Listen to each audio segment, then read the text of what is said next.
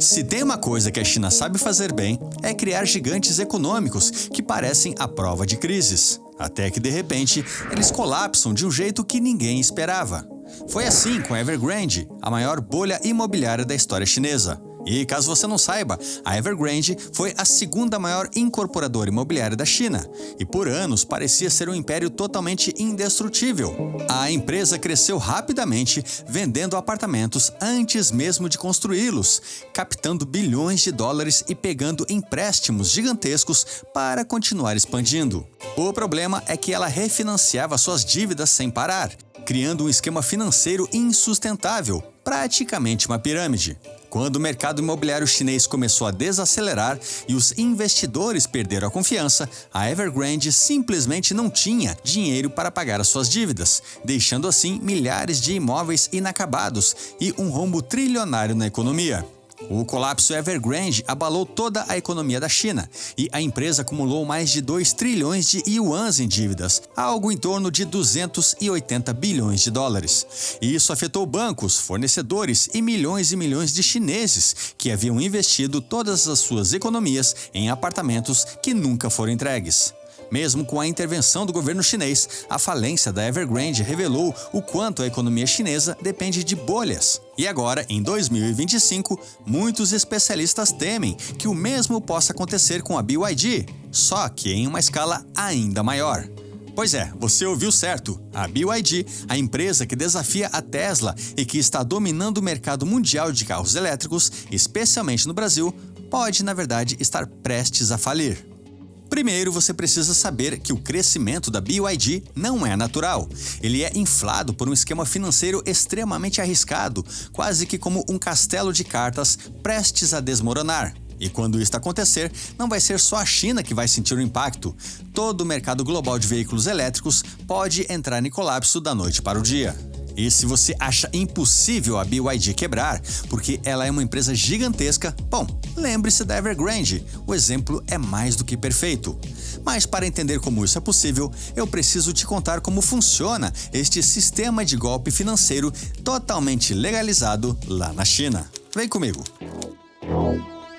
Para entender como a BYD pode estar à beira de um colapso, primeiro precisamos entender o sistema de fraudes disfarçadas de inovação que existe lá na China. A China passou anos tentando desenvolver a sua indústria de carros a combustão para tentar competir com as marcas ocidentais e japonesas, mas o fato é que ela nunca conseguiu alcançar o mesmo nível de qualidade e de tecnologia. Além disso, ninguém realmente queria deixar de lado as marcas tradicionais como BMW, Ford, para comprar um carro chinês. Quando o governo chinês percebeu que não iria conseguir se destacar na indústria automotiva tradicional, ele resolveu apostar em uma indústria que ainda estava engatinhando, a indústria dos carros elétricos.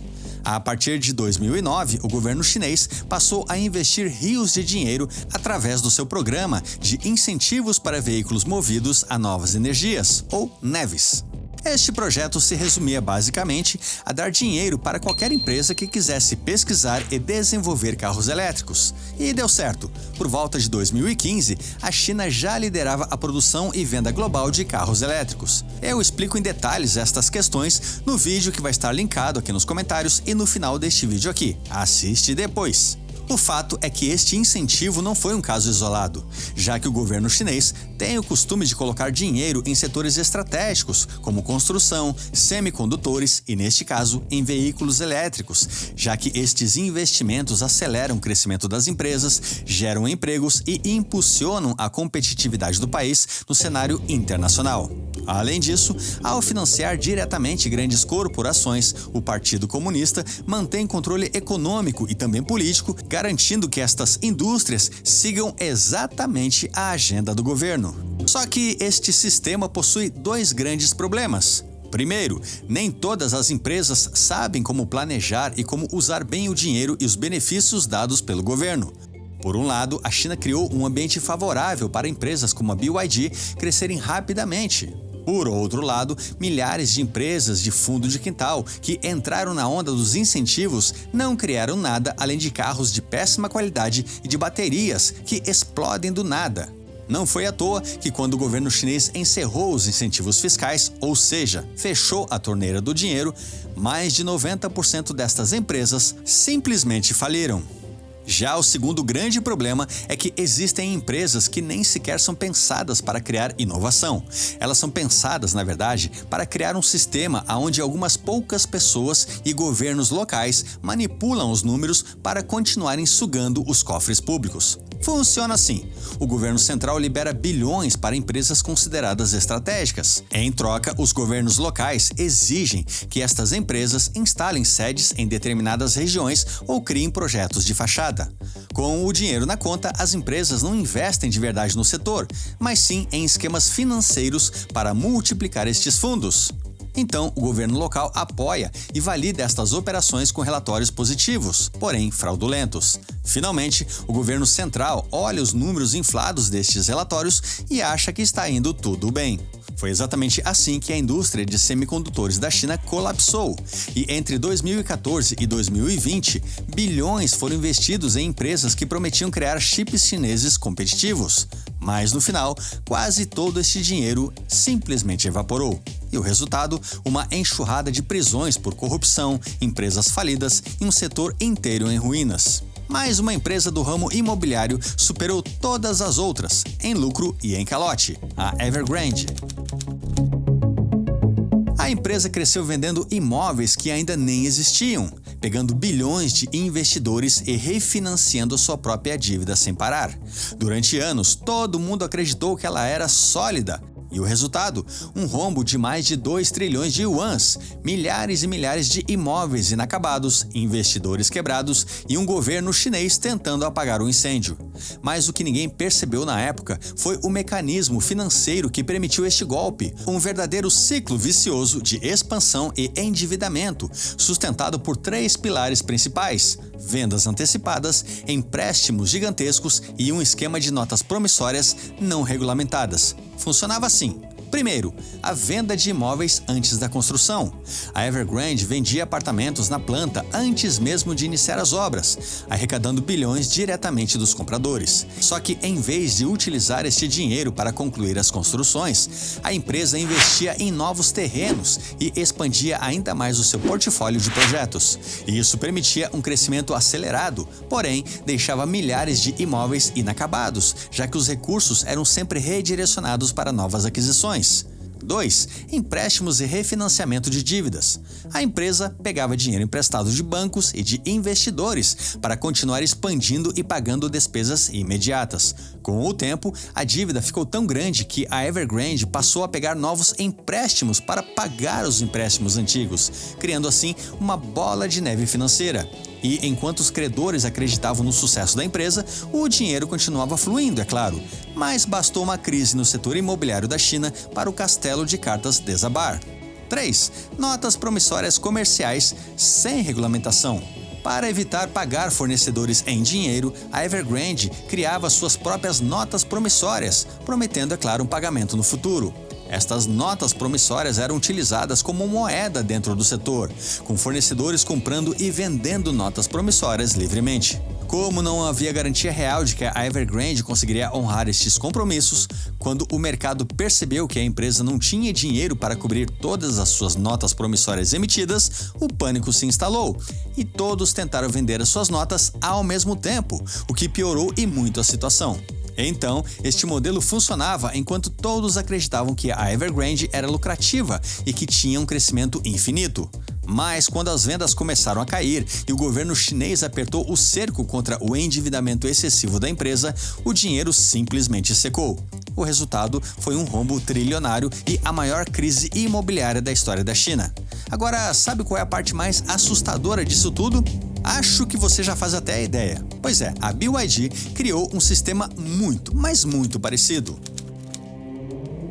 Se a Evergrande usava notas comerciais para empurrar a dívida para frente, a BYD tem o D-Chain, um esquema muito parecido e que funciona da seguinte forma. Primeiro, em vez de pagar os seus fornecedores com dinheiro, a BYD emite notas promissórias digitais. Segundo, estas notas podem ser repassadas para outros fornecedores, criando aí um sistema onde o dinheiro nunca sai de verdade da BYD. Terceiro, a cada transação destas notas, a própria BYD cobra taxas, veja você, garantindo mais um pouquinho de lucro. E quarto, este sistema também se sustenta enquanto todo mundo acreditar que a BYD é lucrativa. Ou seja, igual aconteceu com a Evergrande, enquanto os investidores e os fornecedores acreditarem na BYD, tudo vai funcionar bem. Mas se em algum momento eles perderem a confiança e pararem de aceitar estas notas, a BYD pode colapsar literalmente da noite para o dia. E tem mais, a taxa de desconto das notas da BYD já está acima de 5%, e isso por si só já fez ligar uma luz amarela lá no mercado chinês, pois a BYD é uma empresa de carros, não uma empresa de agiotagem. Bom, pelo menos deveria ser. Em teoria, nada impede que a BYD se torne a próxima Evergrande. Basta a empresa parar de crescer e perder a confiança do mercado para um verdadeiro tsunami acontecer. Por outro lado, a BYD apresenta perspectivas promissoras de crescimento nos próximos anos. Em 2024, a empresa superou as suas metas iniciais, entregando 3,76 milhões de veículos nos primeiros 11 meses e projetando vendas entre 5 e 6 milhões de unidades para 2025. Mas é claro, nem tudo são flores. No mercado europeu, a BYD enfrenta desafios devido às tarifas de importação de 17% impostas pela União Europeia. E embora o mercado europeu enfrente por si só desafios, como a recente queda de 27,2% na produção de veículos na Espanha, a BYD continua a expandir a sua presença nos demais países, destacando-se pela tecnologia avançada de assistência ao motorista, como o sistema The God's Eye, que oferece recursos de direção semi-autônoma, sem que para isso seja necessário aumentar muito o preço. Já nos Estados Unidos, a BYD busca consolidar a sua presença, enfrentando concorrência acirrada e barreiras tarifárias, um desafio que tende a ser ainda maior com o novo presidente Donald Trump. Já no Brasil, a BYD tem demonstrado um crescimento notável. Em 2024, a empresa registrou um aumento de 327,68% de emplacamentos em relação ao ano anterior. Além disso, a BYD estabeleceu a meta de estar entre as 3 marcas mais vendidas no mercado brasileiro até o ano de 2028, com planos de expansão que inclui ainda a utilização de trabalho escravo. Isso não estava nos planos, eu acho. Em resumo, a BYD está bem posicionada para continuar o seu crescimento nos próximos anos, capitalizando a crescente demanda por veículos elétricos em países-chave. Agora fica a dúvida, e se o mercado não ajudar e a BYD simplesmente quebrar? Qual seria a resposta da China? Será que Xi Jinping deixaria a BYD simplesmente desaparecer ou ele resgataria a empresa com mais e mais dinheiro público? Seja como for, seria uma verdadeira sinuca de bico, pois se o governo ajudar, ele vai sinalizar que lá na China, empresas gigantes sempre serão salvas pelo governo, incentivando ainda mais fraudes nos próximos anos.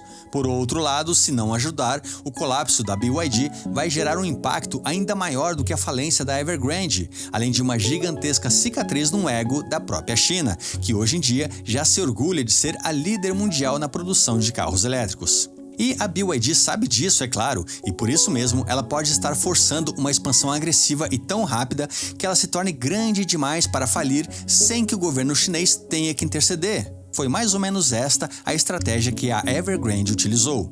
Seja como for, se isto acontecer e a BYD quebrar, isso não será apenas uma bolha lá no setor de carros elétricos da China, será o início de um terremoto financeiro e que vai mudar a economia global para sempre, mais uma vez. E este é o momento perfeito para te perguntar, você acha que a BYD vai conseguir sustentar este esquema ou nós estamos prestes a ver a próxima grande falência da China? Deixe a sua opinião nos comentários, eu realmente quero saber o que você pensa sobre isso. E se você gostou desse vídeo, se inscreve no canal e compartilha este vídeo com aquele seu amigo que gosta de carros. Eu sou Alex Godoy, muito obrigado pela sua atenção, nós nos vemos no próximo vídeo do canal Investigando. Valeu e tchau!